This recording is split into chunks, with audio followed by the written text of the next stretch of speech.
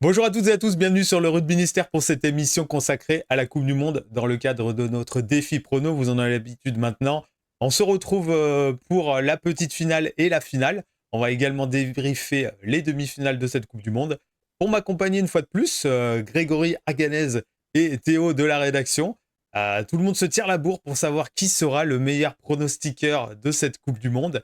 Rien n'est joué, bien évidemment, puisque Théo et moi-même pouvons encore remonter au classement. Pour le moment, c'est toujours Jean qui est devant, avec 60 points, devant Greg qui est à l'affût avec 55 unités. Théo est à 47 points et moi-même à 44 points.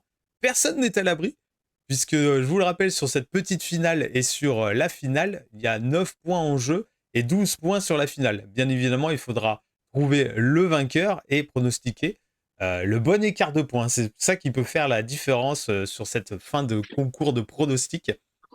J'ai été le seul d'ailleurs à réaliser un perfect une fois de plus. Je me lance des fleurs sur les demi-finales, notamment sur la demi-finale entre l'Angleterre et l'Afrique du Sud, où j'avais notamment annoncé l'Angleterre en tête à la pause et après la victoire de l'Afrique du Sud. Et puis ce score qui a été assez serré au final. Du coup, débrief de ces demi, messieurs. Justement, on a eu deux demi-finales totalement opposées. Une qui a été totalement débridée et l'autre très serrée qui aurait pu basculer, qui a basculé sur une dernière pénalité, qui aurait pu basculer dans l'autre sens pour les Anglais. On va commencer par celle de l'Argentine et de la Nouvelle-Zélande. Est-ce que, Greg, je sais que toi, les Argentins, au début, tu étais confiant et puis ils t'ont déçu. Mais est-ce que cet écart, finalement, est surprenant? Un tel écart. On savait que les Néo-Zélandais étaient chauds, mais un tel écart en demi-finale, franchement, est-ce que tu t'y attendais? Mais non, oui, la demi-finale, c'était sûr qu'ils allaient. Enfin, d'après ce qu'ils ont réalisé depuis le début de la Coupe du Monde. Moi, comme tu disais au départ, j'avais en tête les souvenirs de cette équipe d'Argentine qui faisait, qui lâchait rien, qui arrivait à faire des exploits et tout. Mais dès le début, ils nous ont inquiétés et c'est pour ça que, comme tu l'as dit, moi, dès le début, je comptais pas du tout sur eux et encore moins les retrouver même jusqu'en demi-finale.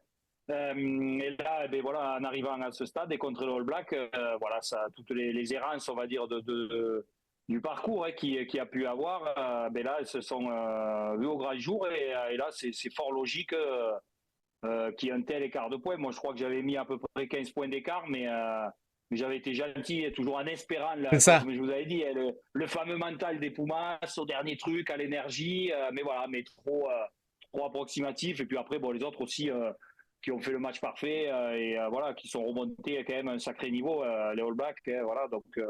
Donc voilà, pour moi, c'est quand même logique cet écart de score. Ouais, 44-6, je le rappelle. Théo, on en parlait la semaine passée, notamment de ces nations du Sud et des All Blacks en particulier, qui semblent avoir la formule sur cette Coupe du Monde. Une montée en puissance. Est-ce que c'est physique ou plus mental du coup là? Quelle est la différence selon toi par rapport aux nations du Nord? Parce qu'on le disait, les nations du Nord étaient prêtes, notamment l'Irlande et la France, et au final, elles ne sont pas au rendez-vous. Du coup, est-ce que ce ne serait pas plus mental dans la tête et une meilleure gestion peut-être de ces matchs coup près? Oui, ça peut y jouer. Après, je pars quand même du principe que ces matchs lors desquels les équipes sudistes sont battues, les équipes nordistes se sont jouées à rien. Donc pour moi, la donne, elle n'est pas sur les défaillances, pour moi, cette année des équipes du Nord, mais plutôt sur la réussite des équipes du Sud. On a vu une équipe de France qui était au niveau sur ce quart de finale, même si il manquait certaines choses. L'Irlande, pour moi, a fait son match, qu'on se le dise. En revanche, c'est la qualité de l'opposition qui était monstrueuse. Et si on attendait les box à ce niveau-là, effectivement, au souvenir de ce qu'on voyait encore quelques semaines, voire quelques mois, on ne voyait pas les Blacks terrasser comme ça l'Irlande avec un match maîtrisé globalement de bout en bout, puisqu'ils avaient pris le match rapidement dans le bon sens. Donc effectivement, je parlerais plutôt d'une montée en puissance mentale, bien évidemment. Dan Carter en parlait cette semaine dans l'interview, il disait que la faculté des Blacks, c'est d'avoir travaillé pendant 4 ans, à l'issue de la Coupe du Monde 2007 notamment, et après la Coupe du Monde 2011 aussi, pour récidiver l'exploit sur la capacité mentale à gagner des titres. Plus seulement à être bon pendant 4 ans, mais à gagner des titres. Et il disait que selon lui, il y avait quand même une différence fondamentale là-dessus. Les Blacks ont travaillé pendant des années. Est-ce que c'est ça qui font cette réussite-là aujourd'hui? Je pense quand même qu'il y a une part physique dans l'équation avec des joueurs qui arrivent au top de leur forme en ce moment. On voit notamment, je sais pas, je parlerai de Shannon Fraser, de Sam Cane, qui ont été critiqués pendant des années et qui font une sacrée Coupe du Monde. Et puis, bien évidemment, des garçons comme Will Jordan, par exemple, qui est au sommet de son art, lui, depuis plusieurs années et qui n'a pas baissé d'un seul pouce son niveau. Donc, ça donne un petit peu, je pense, au niveau global de la Nouvelle-Zélande. Ouais, comme tu disais, c'est vrai que ça s'est quand même joué à rien, et notamment dans cette demi Angleterre-Afrique du Sud. C'est vrai que la stratégie des Anglais avait passionné personne pendant cette Coupe du Monde, on va pas se mentir. Mais finalement, ça a failli faire la différence. On a vu des Sud-Africains qui arrivaient presque rien à faire. On en a parlé cette semaine, notamment à la rédaction. Jesse Krill qui a touché aucun ballon. C'est vrai que les gros porteurs sud-africains, finalement, on les a peu vus. Du coup, est-ce que ces Anglais t'ont surpris, toi, Greg? Ouais, moi, ils m'ont surpris, puisque dès le début aussi, on les mettait un peu dans le même panier que l'Argentine. C'était vraiment. C'était bof. Voilà, c'était bof. Après, en plus, on les aime pas, les Anglais. Donc, C'est mais vrai. bof, mais c'est toujours le même truc. C'est que, voilà, il y a beaucoup de pragmatisme. Là, ça a été. Ils s'en sont sortis comme ça, avec un jeu au pied. Là, on a vu Farrell aussi qui tape et qui met un drop Hmm. fantastique. Et puis, jusqu'à, voilà, encore une fois, pas la boîte secrète des box, mais on va dire l'arbitre, dernière minute, une petite pénalité qui peut être même litigieuse, hein, parce que si on regarde, enfin je vais pas re-regarder, mais j'avais l'impression que quand même le droitier des box, il rentre, il est déjà complètement en Ouais, travers. mais l'Anglais avait un genou bien au sol, bien à bord, presque. Ouais, peut-être. Alors bon, avant, ouais, d'accord. Bon, mais après, voilà, sans polémiquer dessus, mais ça se joue sur un petit truc. C'est Et ça. voilà, moi, j'ai vu, voilà, les Anglais, je pensais qu'ils allaient le faire, qu'ils allaient faire l'exploit, et ça, il s'en est fallu de peu, mais voilà, mais c'est les box qui sont passés. Mais voilà, mais vraiment, cette Angleterre, moi, elle m'a étonné, voilà, de par sa capacité à s'adapter à l'adversaire, surtout, et de pouvoir, voilà, moi, je pensais honnêtement qu'ils allaient prendre au moins 15 points. Et bien en fait non, ils doivent, s'ils le gagnent, il n'y a pas hold-up, mais bon, c'est comme ça. Mais ils sont pas passés loin, c'est pour ça que là, moi j'estime que contre les Argentins, je les vois gagner, de 10 à 15 points, parce que voilà, eux, c'est vraiment du pragmatisme. C'est quand on fait des fautes, on paye cash. Et pour moi, les Argentins, il faut énormément de fautes. S'il faut encore, ils vont être pris dans l'euphorie de trop d'énergie et du mal à se canaliser avec certains spécimens qui sont coutumiers du fait, on va dire, et qui peut-être voilà vont influer sur le score avec malheureusement sur des cartons. Moi, je pense souvent aux cartons jaunes, cartons rouges, tellement ils ont envie et ils vont au-delà de l'agressivité qui est autorisée, on va dire. Ouais, on voit qu'il y a un aspect stratégique qui pèse beaucoup sur les matchs. On parle de l'Angleterre, l'Afrique du Sud aussi face aux Bleus qui s'est adapté. Là, ils ont peut-être un peu plus de mal. Est-ce qu'ils n'ont pas gagné aussi un peu à l'expérience, Théo, justement, en allant chercher cette pénalité avec Pollard, etc., les joueurs, les cadres qui sont allés chercher cette victoire? Ah oui, clairement en partie, et c'est ce qui fait que sur notamment moi, sur cette opposition, où je voyais les Anglais être en mesure de leur tenir tête dans la capacité physique, je me disais que sur une fin de match qui serait serrée, voire compliquée, les Box seraient en mesure de s'en sortir. On parle quand même de l'équipe, me semble-t-il, la plus expérimentée sur la scène internationale. Je crois que là, les 23 qui sont alignés en finale face à la Nouvelle-Zélande, ça sera le 23, le groupe le plus expérimenté de l'histoire des Springboks. Donc c'est pour dire à quel point cette équipe a un vécu commun, un bagage tout simplement. Il y a énormément de joueurs qui étaient champions du monde il y a 4 ans. Et effectivement, sur les moments cruciaux, André Pollard n'est pas un magicien, mais il a cette faculté à ne jamais paniquer. On pense à lui parce que c'est lui qui met la pénalité de la gagne, mais c'est vrai qu'ils ont des garçons comme lui, comme John Vermeulen, qui est revenu pour les phases finales, des mecs qui les tirent en permanence vers le haut et qui, sur des moments vraiment cruciaux, ont vraiment toujours la tête froide, toujours cette capacité à emmener leurs coéquipiers dans leur sillage. Et c'est clairement ce qui fait que les Bucks sont en mesure de l'emporter. Encore une fois, je pense que samedi soir, si les Blacks sont taille-taille, comme on dit, sur une fin de match, ça pourrait une nouvelle fois en tourner à l'avantage des Springboks et embêter bien tout le monde d'ailleurs.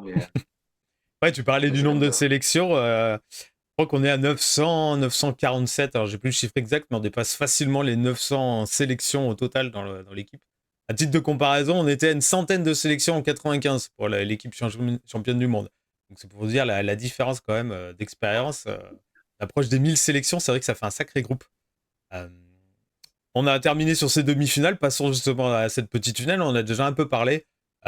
Du coup, on a l'impression, je vais plutôt poser la question à Théo, du coup, parce que Greg en a un peu déjà parlé de cette petite finale des Argentins. Finalement, est-ce que c'est Pumas revanchard, comme on l'a dit, ils ont perdu au premier week-end de Coupe du Monde alors qu'ils étaient à 15 contre 14. Est-ce qu'ils peuvent déjouer les pronostics? Parce qu'on a vraiment l'impression quoi, que finalement, les Anglais plus pragmatiques, comme disait Greg, vont faire la différence? Toi, tu les vois peut-être faire la diff?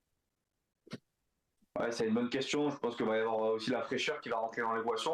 Les Anglais ont un jour de moins pour récupérer, mais ont plus fait tourner leur équipe que les Argentins qui n'ont que Lavanini et Choco Barres qui, je crois, sortent sur blessure en plus.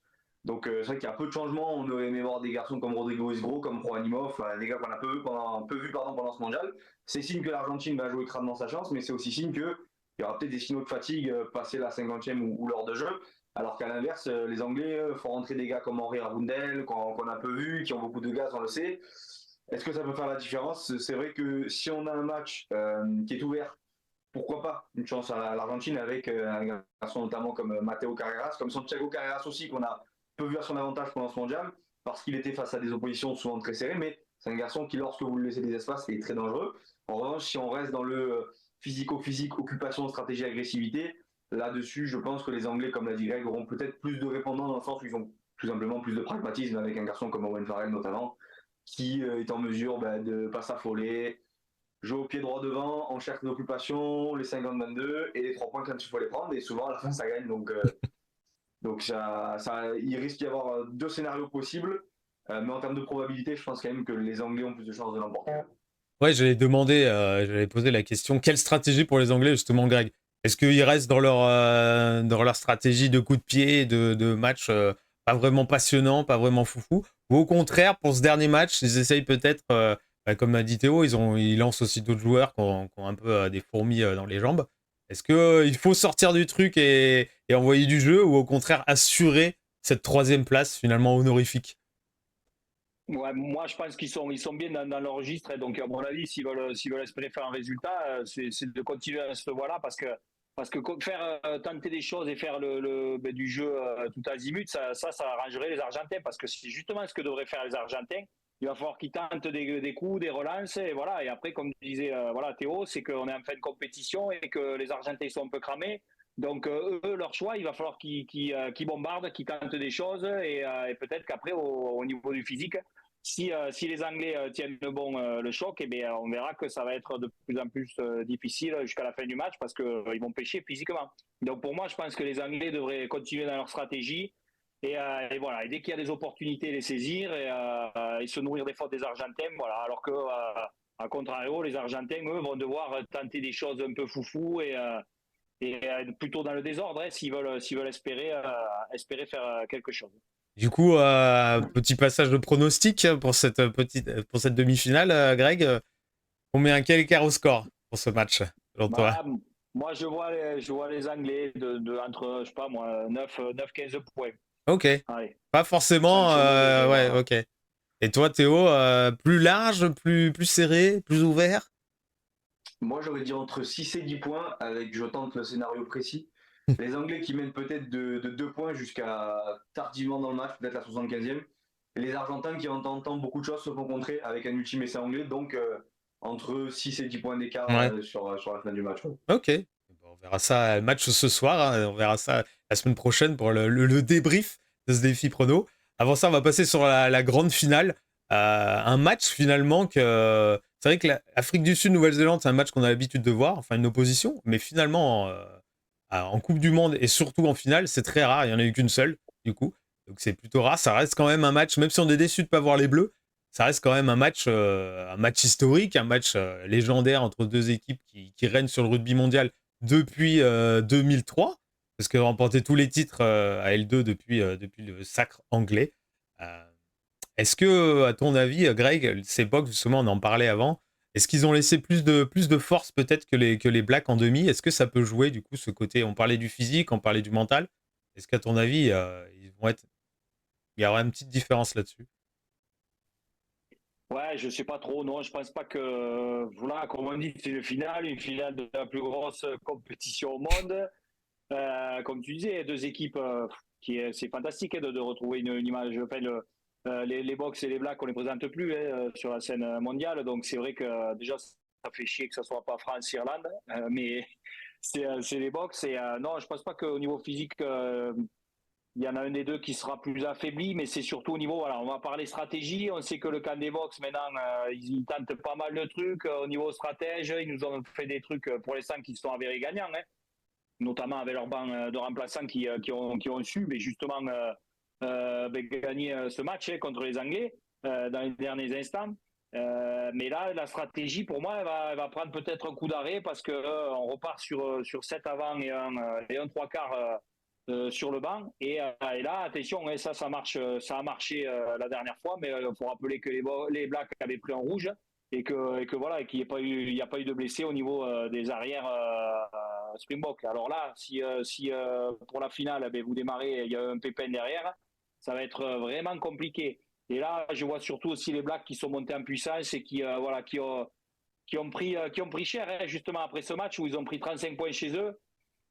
Tout le monde leur est tombé dessus en disant c'est plus les Blacks, c'est plus machin, c'est plus ci. Et du coup, petit à petit, ils ont gardé ça, ils ont engrangé, ils ont démarré cette Coupe du Monde avec ça dans la tête. Et je pense que pour remettre les pendules à l'heure, je pense qu'il n'y aura pas meilleur moment que la finale de la Coupe du Monde.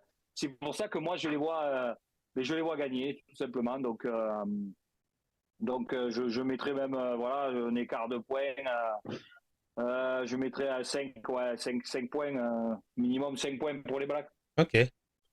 Greg parlait des potentielles blessures, c'est vrai que ça pourrait changer la donne.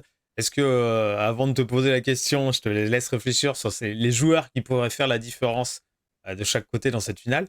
Est-ce que si jamais il y a une blessure chez les trois quarts box, est-ce que on n'aurait pas un petit Quagga Smith qui passerait peut-être chez les trois quarts? On sait qu'il a joué à 7, peut-être en centre, ça pourrait être une idée. Qu'est-ce que t'en penses? Que ça paraît un peu fou, mais bon. Ce serait un peu fou, mais c'est ce qui est prévu. Rassi Erasmus et Jacques Minaber, on avait déjà parlé en préambule de cette Coupe du Monde. C'est avec ce choix-là de faire un 7-1 sur le banc, le fameux bomb squad sud-africain, il n'y a pas d'autre option que de faire passer un avant-derrière, comme on l'a vu avec les Kumakalu, notamment avec les Bleus. Et en ce sens-là, ça serait Quagga Smith qui passerait au centre. Alors après, toujours pareil, qu'est-ce que ça vaut en termes d'automatisme et de repères? Il y a aussi d'autres choses. Faut rappeler quand même qu'avec un seul trois quarts sur le banc, même si Willy Leroux est remplaçant et que Fab de Clercq peut jouer 10 parce qu'il s'est beaucoup entraîné à ce poste-là, si admettons qu'André Pollard se pète, on fait passer de Clercq en 10, mais qui va jouer 9? Toujours pareil, à un moment donné, le jeu des chaises musicales, Je crois que jouer les Samoa ou les Tonga, mais je crois qu'il parlait de Colby, non? Peut-être pour demi-mêlée, non? J'imagine, on a deux petits gabarits sur les ailes avec Arense et Colby, mais ça reste quand même des postes spécifiques ou sur des matchs aussi engagés, aussi précis. Il me paraît compliqué de faire un peu n'importe quoi et de tenter des choses comme ça qu'on n'a jamais essayé en match.